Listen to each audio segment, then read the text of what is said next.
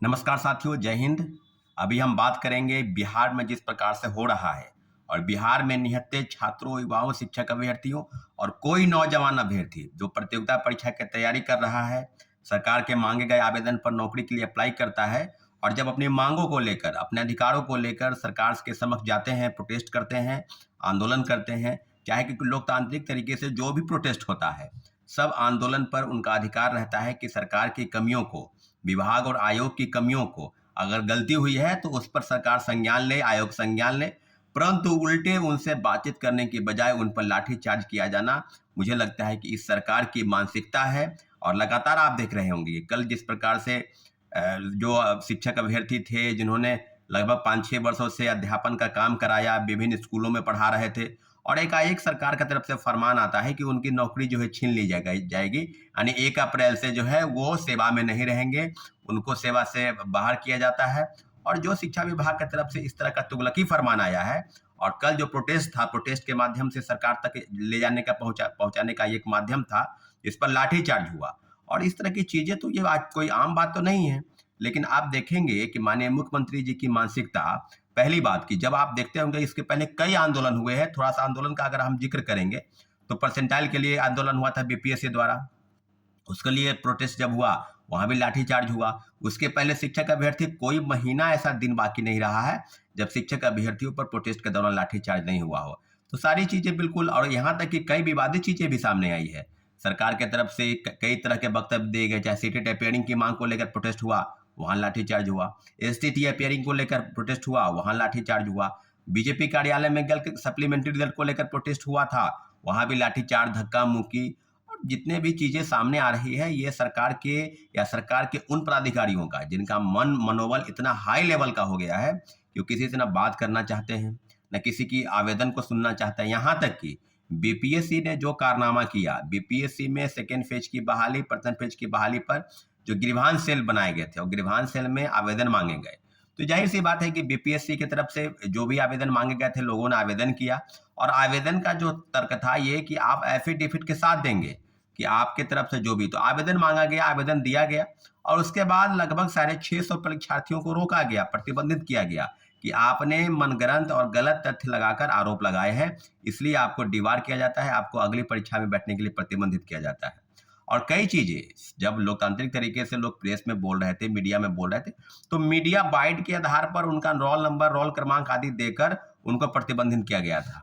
तो इस तरह की चीजें यहाँ हुई है और आने वाले समय में क्या क्या होने वाला है आप समझ लीजिएगा कि बिहार सरकार की उन मानसिकता पर, जब मुख्यमंत्री नीतीश कुमार जी है और उनको बहुत कुछ पता भी नहीं चलता है, अपने अधिकारियों से, अपने कर्मचारियों से जिस प्रकार से बातें करते हैं कि क्या कुछ ऐसा हुआ है, लाठीचार्ज हुआ है, तो आप समझ लीजिए कि इस तरह की चीजें, आप इस बात को बिल्कुल आप भूले नहीं कि पिछले कई सालों से जिस प्रकार से सरकार और सरकार के अधिकारी काम कर रहे हैं, ये बिल्कुल तानाशाही रवैया है। जैसे लगता है कि कानून है ही नहीं, छात्र अभ्यर्थियों की समस्या का सुनने का कोई मतलब है ही नहीं और लगातार इस तरह की चीजें आपके समझ आएगी। अब जो बातें हैं कि क्या सप्लीमेंट्री रिजल्ट के नाम पर धोखा हुआ, वहां प्रोटेस्ट हुआ तो वहां लाठीचार्ज, अभी कई चीजों पर आपने बात किया, तो अभी तो सीधे मामला तीसरे फेज की बहाली पर जो भंडाफोड़ हुआ उसको लेकर भी प्रोटेस्ट की तैयारी थी। हम लोग को 21 तारीख को बीपीएससी का घेराव करेंगे, लेकिन उसके पहले ही जो है परीक्षा को रद्द कर दिया गया। अब जो बातें ये हैं कि क्या उन अधिकारियों पर, उन सारे अधिकारियों पर जिसने लाठीचार्ज का जिम्मा लिया है, जिसने छात्र अभ्यर्थियों के आंदोलन को दबाने का प्रयास किया है, क्या कभी उन पर कार्रवाई होती है? क्या सरकार की तरफ से कभी इस तरह की चीजें सामने आई है?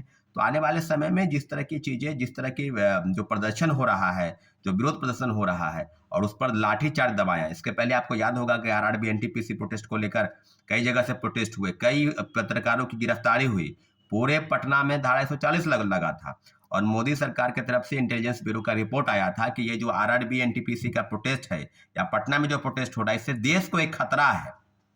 नौकरी आप निकालेंगे नहीं, नौकरी निकालेंगे तो सीट बेच देंगे, पेपर लीक करा देंगे। कोई ऐसा राज्य बाकी है जहां प्रोटेस्ट नहीं हो रहा है? कोई ऐसी परीक्षा बाकी है जहां से पेपर लीक नहीं हुआ?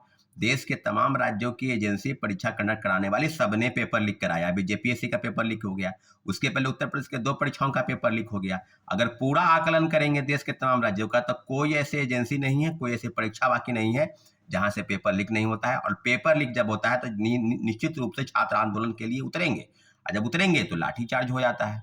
तो इस तरह की चीज़ें देश के तमाम राज्यों की सरकार कर रही है। वो छात्रों अभ्यर्थियों की बात सुनना नहीं चाहती है, वो बस अपने मनमाने तरीके से जो चीज़ वो उनके मन में है उसको लागू करना चाहती है, करवाना चाहती है। और उसमें अधिकारियों की भूमिका इसलिए महत्वपूर्ण है क्योंकि अधिकारी वही करते हैं जो सरकार की मंशा होती है। और सीधे-सीधे सवाल है कि क्या सरकार उन सब चीज़ों पर दबाना चाहती है जिन पर उनका अधिकार है? क्या सरकार उनसे बात नहीं करे, न कोई छात्र अभ्यर्थी से, न शिक्षक नेता से, यहाँ तक कि कई शिक्षक नेताओं और छात्र नेताओं पर कार्रवाई की बात हुई है और हो भी रही है। आप समझ लीजिए इस तरह से। तो फर्जीवाड़ा करें आप, क्वेश्चन बेचे आप, पैसा लेकर लोगों को बहाल करें आप, और गलत तरीके से जो चीज़ें हो रही है उसका पूरा भार लें आप, क्रेडिट लें आप। तो आप बताइए ना भाई कि उस पर कब आप कार्रवाई करेंगे? जिस प्रकार से चीज़ें सामने आ रही है, उस पर कब कार्रवाई करेंगे? सीटेट अपीयरिंग से लेकर टीआरई 1 से लेकर टीआरई 2 तक बड़े पैमाने पर फर्जीवाड़ा हुआ। सीटेट फेल, एसटीटी फेल और कई फर्जी प्रमाण पत्र, यहाँ डोमिसाइल गलत बनाकर, विकलांगता प्रमाण गलत बनाकर, उन सब लोगों का सबका हक आपने क्यों मारा? उस पर तो आप कार्रवाई नहीं कर पाए, उल्टे छात्रों पर, निहत्थे छात्रों पर कार्रवाई कर रहे हैं।